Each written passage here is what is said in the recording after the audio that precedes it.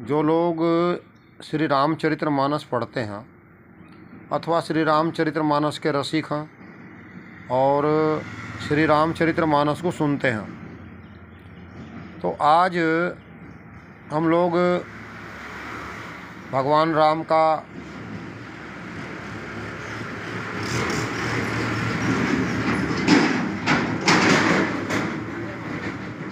राम का रावण के साथ जो युद्ध चल रहा है, इसमें एक प्रसंग आता है कुंभकर्ण का। तो ये कुंभकर्ण का जो प्रसंग है, इसमें रावण ने जब देख लिया कि सुसैन वैद्य को हनुमान जी ले गए हैं और लक्ष्मण जी के प्राण वापस आ चुके हैं संजीवनी बूटी से, तो रावण ने उस समय जा कर के जो है कुंभकर्ण को जगाया। अब कुंभकर्ण ने क्या कहा, देखिए, जब आदमी नींद से जागता हो तो खाली पेट होता है, उसकी मन सात्विक होता है, बुद्धि सात्विक होती है। तो कुंभकर्ण ने रावण से कहा कि आप जिन्हें हर के लाए हैं, ये पहले पूरी घटना रावण ने उन्हें बताई कि कैसे हुआ, क्या हुआ। युद्ध में सब मारे गए, बहुत लोग मारे गए, हमारे मुख्य योद्धा मारे गए। रावण की बात सुन करके कुंभकर्ण ने कहा कि भाई, जिन्हें आप हर के लाए हैं वो तो जगदम्बा है। अब आप एक बात समझिए, जगदम्बा शब्द जो है माता पार्वती के लिए भी प्रयोग में आया है, जगदम्बा। तो यहाँ पर जगदम्बा शब्द का अर्थ है जो सृष्टि को उत्पन्न करती है, सृष्टि का पालन पोषण करती है और सृष्टि का संहार करती है। गुरु महाराज एक दिन समझा रहे थे कि भाई, ब्रह्मा जी के पास जो पावर है उत्पन्न करने की, वो आदि शक्ति ने दी है। विष्णु के पास जो संसार को पालन पोषण करने की जिम्मेदारी है, वो भी आदि शक्ति ने दी है उन्हें। और भगवान शंकर के पास जो संहार करने की शक्ति है, वो भी आदि शक्ति ने उन्हें दी है। ये आदि शक्ति विभिन्न रूपों में उनके पास विद्यमान है। कोई उन्हें लक्ष्मी जी कहते हैं, कोई उन्हें जगदम्बा पार्वती जी कहते हैं, कोई उन्हें सरस्वती कहते हैं। तो ये आदि शक्ति है, इसका कोई पार नहीं है। सृष्टि को ये निर्गुण रूप से भी चलाती है, सगुण रूप से भी चलाती है। ये निराकार भी है, ये साकार भी है, और इसका ना कोई नाम है ना कोई रूप है, फिर भी भक्तों के लिए ये संसार में लीलाएं करते रहते हैं। तब कुंभकर्ण ने बहुत समझाया, तो भाई आपने गलती की है, ये आपको नहीं करना चाहिए था, मुझे पहले क्यों नहीं जगाया, ये सब बातें विभीषण ने कही, कुंभकर्ण ने रावण से कही। तब रावण ने देखा कि ये तो बहुत अच्छी अच्छी बातें कर रहा है, ये तो युद्ध के लिए तैयार ही नहीं होगा। तब उसने कहा कि इसके लिए बहुत सारी भैंसें मंगाओ, बहुत सारे शराब के घड़े मंगाओ, और जो तामसी आहार है उसके लिए खूब मंगाया गया। सुना मैंने सैकड़ों, कितना बड़ा उसका शरीर होगा मुझे पता नहीं, पहाड़ जैसा शरीर होगा बड़ा, क्योंकि कितना बड़ा शरीर था कि वानर उसके मुंह में को जा रहे थे, कान में को निकल कर वापस बाहर आ रहे थे।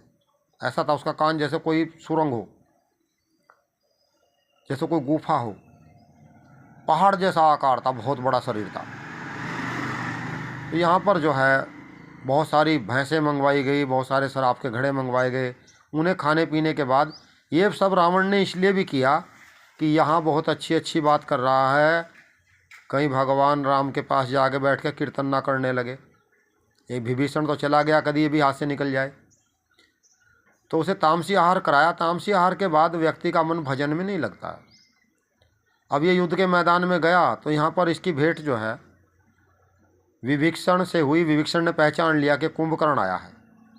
तो यहाँ पर एक बहुत सुंदर गोस्वामी जी लिखते हैं, जब कुंभकर्ण की और विभीषण की भेंट हुई तो विभीषण क्या कहता है, विभीषण कहता है कि भाई, रावण ने मेरी बात नहीं मानी, उसने मुझे लात मारी, अपमानित किया, और भाई मैंने उसे बहुत समझाया, वो माना नहीं, वो गलत रास्ते पर है। तो कुंभकर्ण कहता है, भाई बिल्कुल तुम सही कह रहे हो, और तुमने अच्छा किया, भगवान की शरण में आ गए। और यहाँ पर हम लोग सब मरेंगे, कोई नहीं बचेगा, क्योंकि हम लोग रावण का साथ दे रहे हैं। रावण आदमी गलत है, ठीक नहीं है, रावण गलत रास्ते पर है। और तुम जैसे होते हैं ना, पितृ पक्ष होता है, जैसे श्राद्ध होते हैं, तो कुल में परिवार में कोई तो पानी देने वाला चाहिए पितरों को। तुम भगवान की शरण में आए हो तो ये बहुत अच्छी बात है। और यहाँ पर मैं आपको पढ़ के सुनाता हूँ कि यहाँ पर कुंभकर्ण ने क्या कहा। कहा कि धन्य धन्य तय धन्य विभीषण भयऊँ तात निशिचर कुलभूषण। हे विभीषण तुम धन्य हो, ये बात कुंभकर्ण कह रहा है। तुम निशिचर जो राक्षस हैं उनके कुल में तुम अच्छे हो, सबसे उनके आभूषण हो। और बंधु वंश तय कीन्य उजागर भजेऊ राम शोभा गुण सागर। भाई तुमने तो हमारे कुल को पवित्र कर दिया जो तुमने भगवान राम का भजन किया। और क्या कहा कुंभकर्ण ने अपने छोटे भाई विभीषण से, क्या कहा, वचन करम मन कपट तजी भजेऊ राम रणधीर जाहु न त निज पर बूझ मोहि भयऊ काल बस वीर। भाई तुम मन से, वचन से, कर्म से कपट छोड़ करके राम का भजन करना। और भाई मुझे अपना प्राय कुछ इस टाइम दिखाई नहीं दे रहा, तुम यहाँ से जाओ। देखो राक्षस हैं लेकिन भगवान के प्रति कितना स्नेह है, भगवान के प्रति कितना ज्ञान है, भगवान के प्रति कितनी उनके मन में एक भावना है। अच्छी बात है। और हम लोग हिंदू होते हुए, सनातन धर्म के लोग होते हुए भगवान के प्रति हम लोग उतने जितना भगवान के विषय में जानना चाहिए हम जानना भी नहीं चाहते हैं।